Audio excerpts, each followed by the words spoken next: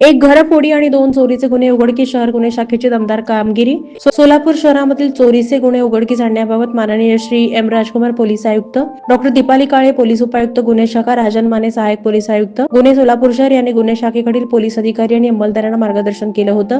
26 February रोजी police सहाय्यक निरीक्षक मुकेश गायकवाड यांचं पथक पोलीस आयुक्तालयात गस्त करत असताना जोडबसवाना चौकाच्या पुढे जमखंडी पूल येथे सार्वजनिक रस्त्यावर एक अशोक लेलँड कंपनीचा टेम्पोमध्ये काहीतरी संशयास्पद वस्तू घेऊन जात असताना शुभम लक्ष्मण पाटील वय 26, व्यवसाय सिक्युरिटी इंचार्ज, राहणार यशवंतनगर 54, घर नंबर बाळे. आरिफ नूरुद्दीन सय्यद वय 30 वर्ष, व्यवसाय वेल्डिंग काम, राहणार राहुल गांधी झोपडपट्टी पाच्छापेठ.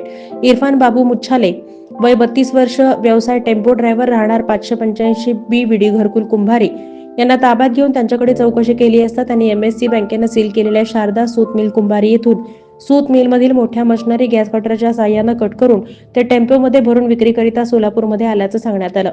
त्यांच्याकडून टेम्पो आणि टेम्पोमधील 4,60,125 रुपयांचा मुद्देमाल भारतीय नागरिक सुरक्षा संहिता कलम 35 ई प्रमाणे ताब्यात घेऊन त्याबाबत अधिक माहिती घेतली असता वळसंग पोलीस ठाणे सोलापूर ग्रामीण गुन्हा रजिस्टर नंबर 80/2025 भारतीय न्याय संहिता कलम 305A, 331(3), 331(4) प्रमाणे गुन्हा उघडकीस आलेला आहे.